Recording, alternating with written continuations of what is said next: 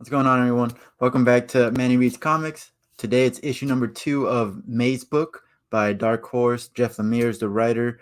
It's a good book, great book. Before I get started on it, though, let me remind you that I will have a quick, short, to the point review on TikTok, no more than 3 minutes. So if you don't have time to watch this full video, you can watch it there. Make sure to check it out. Leave your comments in TikTok and here. Anything helps. But anyways, let's get started on Maze book number 2 here.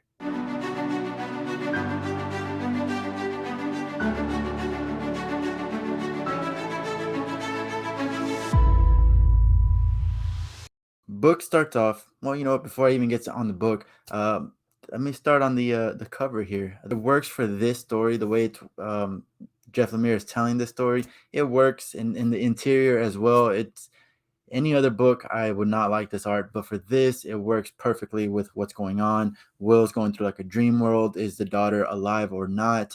Um, so the art does complement the writing very well, but it's not doesn't necessarily mean that I really like the art, but it is here there. It is what it is. But moving on to the story, Will starts off by telling us, about his daughter. She used to love doing mazes. She was great at them. She never used a pencil because she never messed up. One time he asked her, how does she do that? How can she go from point A to point B without any messing up, without looking ahead to see if there's a block in the way or anything like that? And she basically responds with, the secret is not to look ahead, because ahead is just a lot of distractions. You got to look at what's in front of you at all times. Obviously, that's a little bit of paraphrasing, but it's pretty good answer.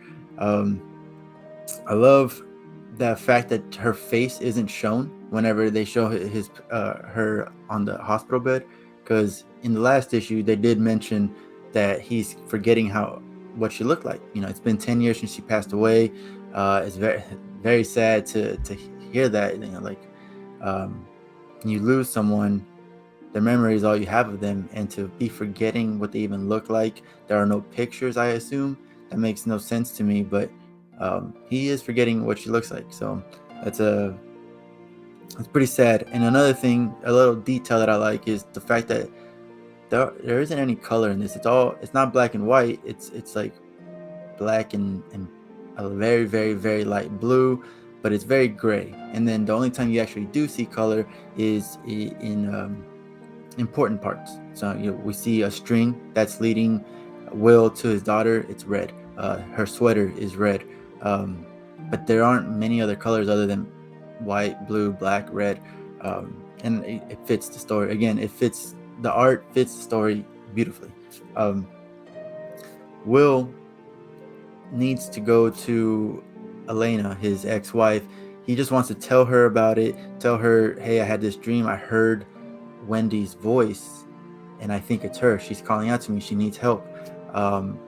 Obviously, Elena is not too thrilled to hear this. It's been 10 years, but it's not something you just get over. But she did move on. She divorced Will. She remarried. She had another kid named Jack with this other guy. She's moving on with her life. Will is stuck, and he's basically trying to drag her back in. She's not happy he's there, but she listens to him. She says, you do know that that's not her. You know this for a fact, and I don't know what you're trying to do here. He responds, he's like, I need you to believe me. I knew you wouldn't, but I need you to believe me.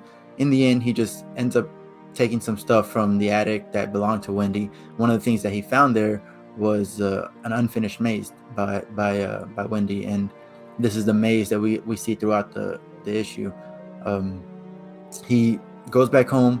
He waits up for Wendy to call again. She's called 2 times before at 3:12 in the morning. So he's like, all right, she's gonna call again. I'm ready for it this time. 3:12 comes around and nothing. So he starts kind of feeling a little ridiculous. He should have known better, but he falls asleep. Then immediately in the next page, we see him in this dream world, and he's in the middle of the woods. He sees this guy. I'm assuming he's homeless man asking for some change. And he says, I'll give you some change if you can give me some information. I'm looking for this maze. And in this dream, he has that maze that I was telling you about, the unfinished one, tattooed to his arm. The guy tells him, "Yeah, I know where that is. You don't want to go there. It's dangerous. That's not the place to be." But this is his daughter, so he's not gonna quit. He says, "No, let me know." The guy tells him, points him in the right direction, gives him some change, and then he takes off. While there, he goes into like a forest of telephone poles. Right, this is kind of weird. I don't understand what the telephone poles mean, but in the telephone pole forest, he sees this talking dog, and he's surprised. Talking dog says, "Hey, you need to follow me. You need to hurry," and he takes off. I can't tell if he does follow the dog or not. With the art, it's not very clear because we don't see the dog again, but he does end up finding a red string, and the string is leading him to a cliff that shows in the view in the horizon. It shows that maze that he has tattooed on his arm. It shows it like a city. So he basically says, "Okay, this is where my daughter is. This is where I need to go to find her." Uh, so from here, he wakes up, and he's having coffee. He's basically saying to himself, like, the world wants me to think that that's a dream, but I know that that's true. I know what I saw is true. I need to find my daughter. She's still out there. She needs my help. Um, and while he's walking down the street, he sees the familiar red sweater, and so he starts chasing the guy that's wearing it, and loses him. But in that chase, he does see a familiar telephone pole. So that's just kind of a clue of basically the end of this issue. It shows Will making the connection that the maze is the city that he's in. I'm not sure what city he's in, but the city that he's in is the maze that his daughter is stuck in. So he sees that telephone pole. It's kind of like a clue saying, "Hey, you're here. You're in the maze." But then it shows him working. He's doing his job as a safety inspector or something like that. And a small detail again that I really liked was the fact that whenever he's dealing with these everyday kind of routine things, you don't see Will's eyes. They're shaded out. Um, and but when he's searching for his daughter, he his eyes can be seen. So obviously it's kind of like he's waking up. In my opinion, that's what it is. Kind of artistically is showing that while he's working and doing these mundane things, he's in autopilot mode, doesn't really have too much energy behind it. But whenever it comes to his daughter, he's active. He's actively looking. He's awake basically. um, and I just thought that was really cool. I don't know if that was intentional or not. Maybe I'm putting too much into it, but um, I like that. Um, while he's working, you see again his eyes are shaded out.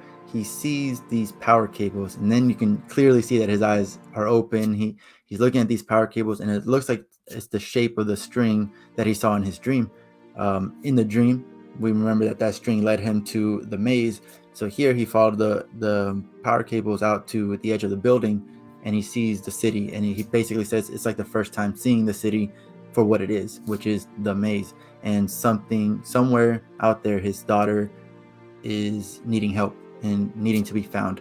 And so that's what he's going to do. And that's how it ends. I come out with a 3 out of 5 for this book.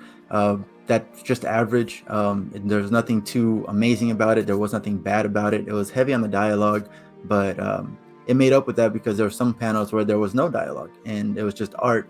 And again, I don't appreciate the art too much, but I can appreciate it for this story. This is just starting out. This is only issue 2. I believe it's either 4 or 5 issues total for this story. So again, it's building up to something emotional for sure. I'm excited to get to it, but this book by itself is not anything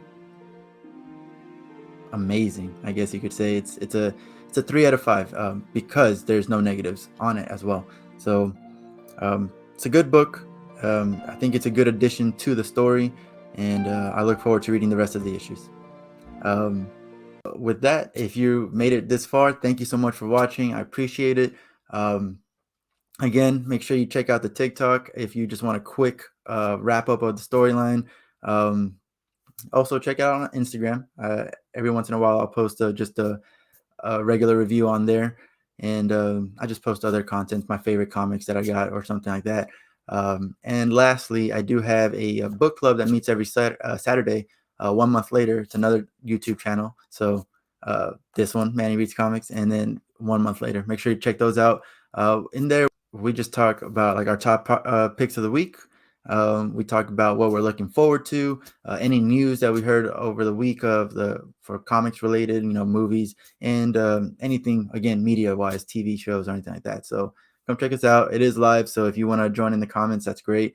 But yeah, thank you for watching. Thank you for listening.